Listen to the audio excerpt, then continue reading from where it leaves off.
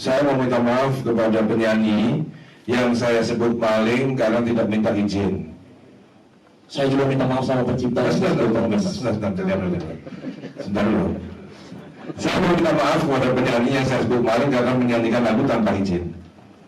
Tapi saya mau minta komentar dari para netizen, kalau menyanyikan lagu tanpa izin itu namanya apa? Supaya saya bisa menyebut. Lu bisa bantuin nggak?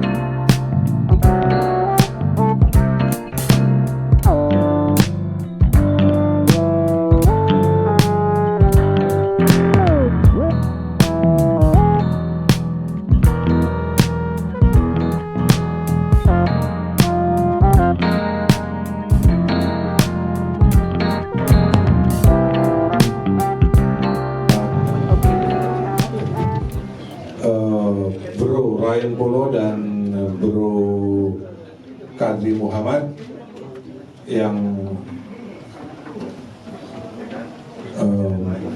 mewakili visi enggak ya? Oh iya, dua-duanya nggak mewakili visi.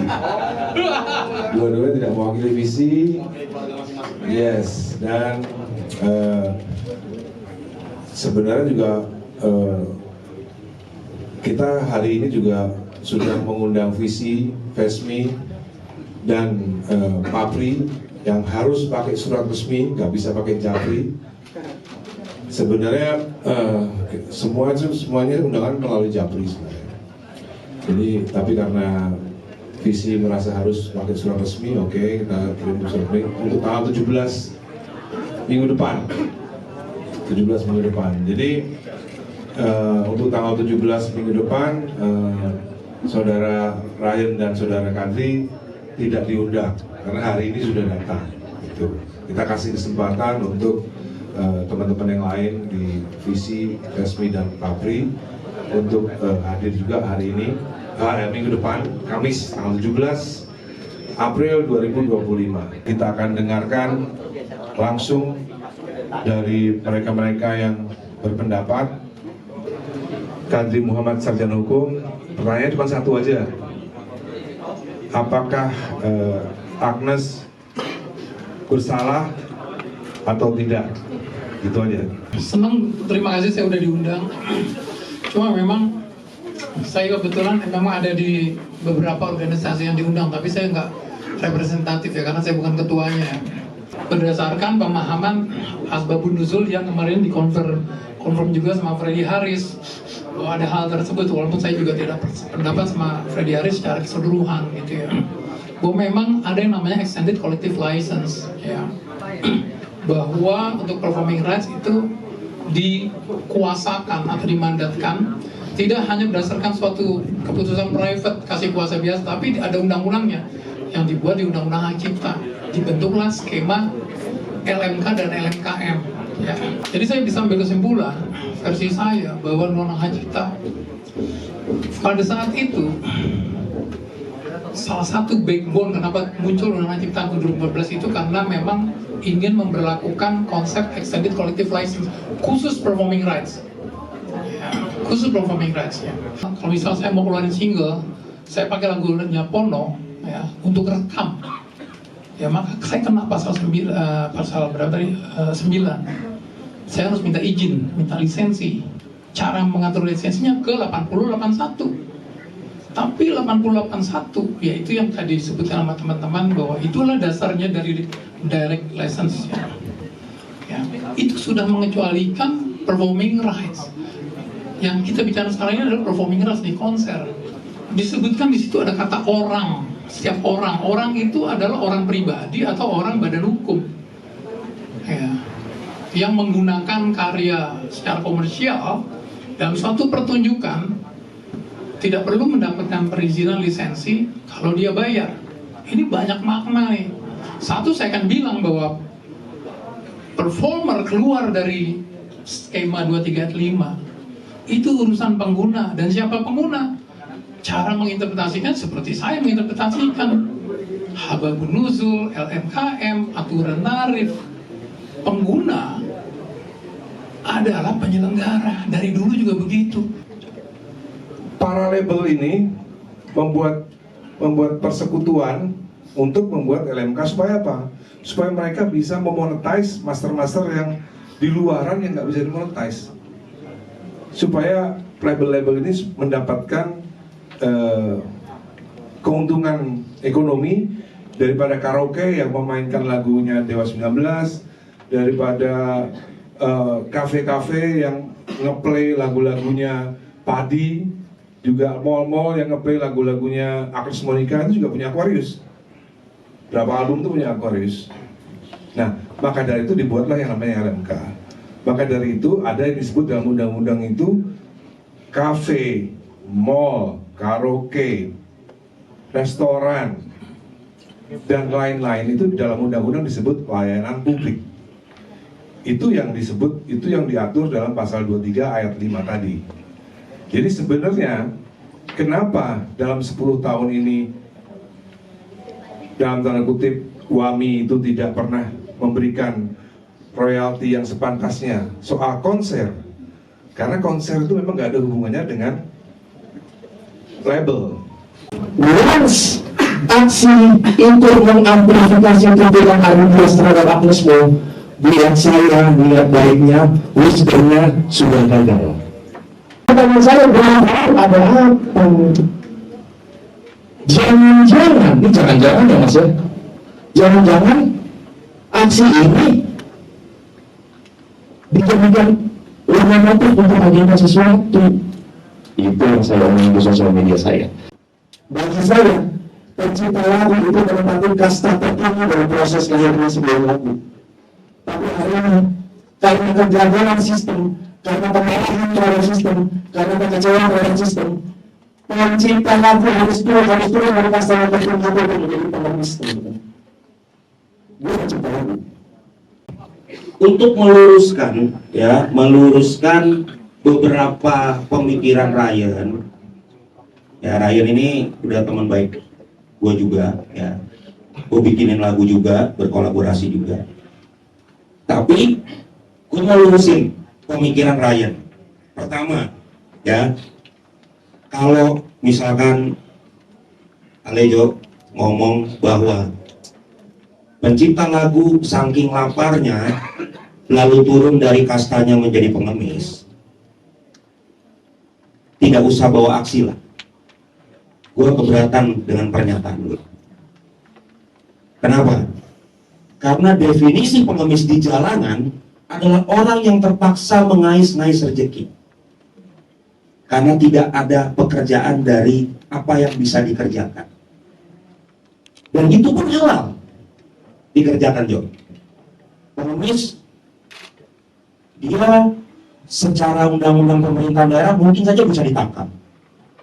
Tapi kalau analogi Ale menyamakan pencipta lagu dengan pengemis, berarti Ale termasuk pengemis juga. Tunggu, bentar, sabar. Tadi Ale ngomong kan beta dengerin, santai. Ya.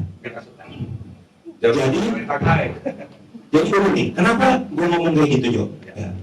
Karena begini, analogi pengemis bagi kami sebagai pencipta lagu yang berusaha mencari keadilan untuk karya-karya kami, ini gue merinding ngomong begini. Kita ini berusaha menolong teman-teman pencipta lagu yang tidak seberuntung kami.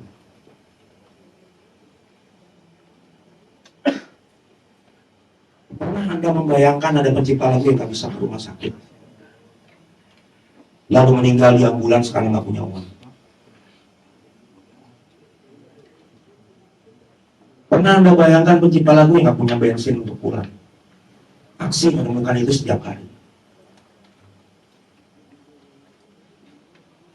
Jadi, kalau brother ngomong dengan gua atau dengan sosial media Ale bilang kita ini adalah turun kasta menjadi pengemis. Menurut kami juga punya hak untuk berinterpretasi kan terhadap apa yang kami perjuangkan. Kami malah naik level. Kenapa? Karena sudah puluhan tahun tidak ada yang berani pencipta lagu berbicara tentang ini. Tidak ada. Kami selalu dianggap sampah. Dan itu saya mengalami, teman-teman. Dan itu saya mengalami. Ya. Berpuluh-puluh tahun pencipta lagu itu dianggap sampah. Saya mau tanya sama teman-teman semua, kalian beli tiket konser mau nonton siapa? Mau nonton penyanyi? Mau nyanyi atau mau stand up comedy? Nyanyi dong, kecuali dia juga punya stand up comedy, bisa aja. Tapi semua yang beli tiket konser mau dengar karya. Jadi, bro, ketika Ali ngomong pengemis, gue jadi ngebayangin bahwa oke lah, anggap aja kita dianggap pengemis, gak apa-apa. Tapi kami sedang memperjuangkan keadilan bagi kami. Bahwa itu tidak relevan untuk lo, gak masalah Jo, gak masalah. Tapi jangan juga menganggap bahwa perjuangan ini tidak relevan bagi komposer.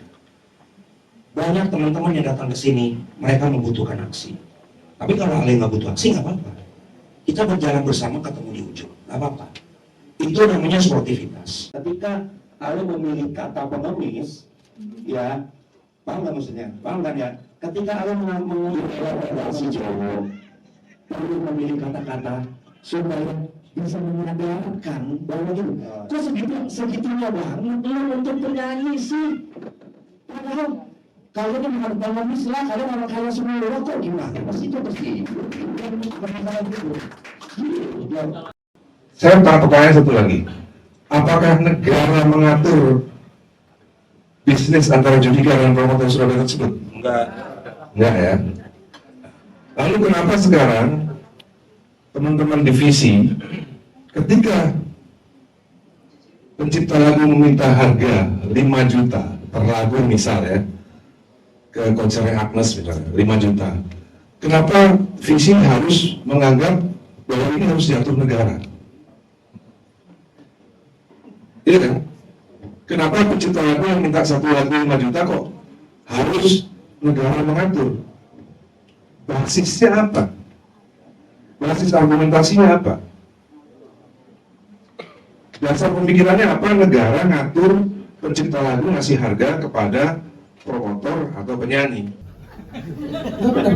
Maksudnya gini, sabar-sabar, aku terusin dulu. Jadi gini, bisa gak kita Kita ini nggak pernah musuhan. Iya, makanya gini, bisa gak kita tetap menjalankan apa yang ada sekarang, bahwa penyelenggara yang akan bayar. Tapi secara moral, saya akan tetap hormat sama pencipta lagu saya. Saya akan membina hubungan baik. Akan ada itu sepotong roti itu. Enggak, aku nanya ini maksudnya. Aku nanya kan jawab nih ya. Duta izin. Iya, Duta Injil ya. Nah jadi gini, makanya seperti yang tadi saya katakan, ya undang-undang itu sudah membuka ruang boleh ada perjanjian. Jadi apapun yang diperjanjikan, yang disepakati oleh kedua belah pihak, antara penyanyi dengan pencipta, even itu seperti yang Ryan bilang itu bertentangan atau tidak, boleh-boleh saja, sepanjang mereka sepakat. Ya, mereka sepakat. Nah, terkait dengan masalah siapa yang membayar, saya katakan harus bisa dibedakan yang membayarkan dengan yang berkewajiban untuk membayar. Karena kalau tidak jelas siapa yang berkewajiban membayar dan siapa yang membayar, ini lempar-lemparan. Penyanyi juga beranggapan, selama ini yang bayarkan penyelenggara kok. Jadi dia tidak pernah bertanya, apakah sudah izin, apakah sudah dibayarkan? Karena tanpa itu saya tidak akan naik panggung. Ini enggak, dia berpikir bukan kewajiban gue, penyelenggara. Penyelenggara bilang, gue kan cuma nolongin dia untuk memudahkan urusannya dia. Nggak bayar juga, lari-larian juga. Akhirnya siapa yang dirugikan? Yang dirugikan pencipta. Kalau penyanyi tetap dibayar honornya. Nah, jadi oleh karena itu, kita harus sepakat yang berkewajiban itu adalah pelaku pertunjukan dalam hal ini adalah penyanyi, sehingga penyanyi hanya tinggal mengingatkan. Ya. Iya. Ya. Sampai hari ini bisa menimbulkan kehebohan, ya kita nggak bilang kegaduhan, tapi kehebohan sehingga akhirnya membuat reaksi dan ada yang pro, ada yang kontra. Harusnya ini semua kita bisa menjadi satu satu gerbong yang sama, bahwa perjuangan untuk perjuangan hak cipta para pencipta lagu ini adalah dimulai dengan niatan yang tulus dari kawan-kawan, dari Badai, dari Mas Ari Bias, bukan karena mungkin karena keinginan pribadi, bukan karena keinginan pribadinya Madan, bukan karena keinginan pribadinya kami, tapi karena melihat seperti yang tadi Badai sampaikan, ada hampir setiap hari kita bertemu dengan pencipta lagu yang punya hal yang sama, namanya nasib yang kurang beruntung, tidak seperti kami yang ada di sini. Mungkin yang ada di sini masih punya kesempatan bisa naik kendaraan, bisa sampai di sini, tapi masih banyak di luar sana yang melihat karya mereka dinyanyikan, tapi mereka sendiri tidak mampu untuk hidup hari-kehariannya. Tapi alhamdulillah, puji Tuhan, puji syukur, karena ada kehebohan ini. Tadi saya melihat ada ahli warisnya dari Denny Dores, dari Calvin Flores, itu selama ini dia tidak bisa mendapatkan haknya karena kehebohan ini. Kemarin dia dapat lumayan dia. Mungkin karena kita melihat, mungkin alangkah mungkin takut kali ya, karena ada kehebohan yang akhirnya akan menyasar ke sana. Tapi perjuangannya kan selalu, kalau saya melihat, selalu ada arahnya. Tapi arah mungkin kita ini masih belok-belok dulu. Kita mungkin bisa dimulai dengan Ari Bias, dengan kasus yang lain. Harusnya kita memberi apresiasi yang luar biasa buat Bang Minola dan Ari Bias, karena baru kali ini sebenarnya perjuangannya akhirnya orang terbuka, orang akhirnya membicarakan hak karya cipta, sehingga akhirnya ketika disampaikan di media sosial, orang yang tidak paham hak cipta, orang yang tidak pernah ngomongin tentang karya, lalu sekarang mulai banyak komentar, akhirnya ya udah, akhirnya semua kita mulai belajar. Akhirnya ada yang lihat sampai buka undang-undang, buka pasal-pasal segala macam. Dan Ari Bias ini juga melakukan sebuah konsekuensi yang luar biasa, karena yang dihadapi adalah fans yang sangat fanatik. Pak, pembuktian ya kan, proses pembuktian, dan sebelumnya juga saya sudah pribadi personal menyurati Agnes. Dalam hal ini adalah manajemen Agnes, itu kakak kandungnya siapa? Steve ya. Nah dari situ saya mengajukan direct license kan, dan Steve menolak, ya, Agnes menolak, ya sudah, no problem. Jadi akhirnya saya menunggu royalti dari RMK, ya kan. Saya ikutin aturan yang berlaku saat ini. Royalti dibayar melalui RMK, oke. Saya tunggu setahun loh ya. Saya tanya RMKN, ada nggak royalti konser saya di situ? Tidak ada. Makanya saya somasi kedua-duanya. Maksudnya kan di sini kalau kita baca undang-undang, setiap orang, bukan penyelenggara yang wajib izin, tapi setiap orang. Nah, setiap orang ini siapa? Akhirnya saya somasi dua-duanya. Pembuktian siapa setiap orang ini, gitu kan. Nah itu jadi prosesnya panjang bro, nggak tiba-tiba saya targetin Agnes, enggak. Jadi ya saya hormati semua penyanyi. Makanya dua-duanya dituntut ya, Dua-duanya saya tuntut. Dan sebelum itu juga saya meminta hak kepada artis lain, Krisdayanti dan lain-lain. Mereka memberikan hak itu, ya kan. Nah akhirnya proses hukum Agnes ini jadi melalui tahapan-tahapan yang saya lalui, dan saya berusaha untuk tetap di jalur yang benar. Saya ikutin pasal 23 ayat 5. Menurut umumnya yang kebanyakan selama ini dijalankan bahwa tidak perlu izin asal bayar. Itu saya ikuti juga. Saya tanya RMK, bayar nggak? Enggak. Jadi saya mesti gimana dong? Ya saya tanyakan ke somasi, itu kan teguran, bukan kita malak. Teguran, ini ada pelanggaran loh, yuk kita selesaikan lah, istilahnya gitu ya. Ya. Nah kalau itu direspon pada Agnes, nggak akan terjadi seperti ini. HWG merespon, nah itu berarti saya melihat ada itikat baik dari HWG untuk menyelesaikan ini secara kekeluargaan, tapi saya tidak mendapatkan itikat baik atau ini itikat untuk menyelesaikan ini secara kekeluargaan dari pihak Agnes Mo. Itu aja sih sebenarnya yang proses hukum yang saya lewati itu. Jadi tidak ada tendensi saya benci atau saya target. Saya mengikuti proses hukum dengan benar sesuai aturan yang berlaku, itu aja. Saya mau minta maaf kepada penyanyi yang saya sebut maling karena tidak minta izin. Saya juga minta maaf sama pencipta. Sebentar dulu. Saya mau minta maaf kepada penyanyi yang saya sebut maling karena menyanyikan lagu tanpa izin. Tapi saya mau minta komentar dari para netizen. Kalau menyanyikan lagu tanpa izin itu namanya apa? Supaya saya bisa menyebut. Lu bisa bantuin nggak? Yes. Ya, enggak, jangan. Ini kita selesai beneran. Enggak, selesai beneran ya. Saya mau ngasih tahu ke Ryan bahwa saya bukan orang yang wise. Saya adalah orang yang radikal. Jadi dalam mengatasi sesuatu, saya menggunakan cara-cara yang radikal. Beta juga sama. Nah, Salaman dulu. kita sepakat untuk tidak wise. Oke ya? Sip ya? Oke, thank you.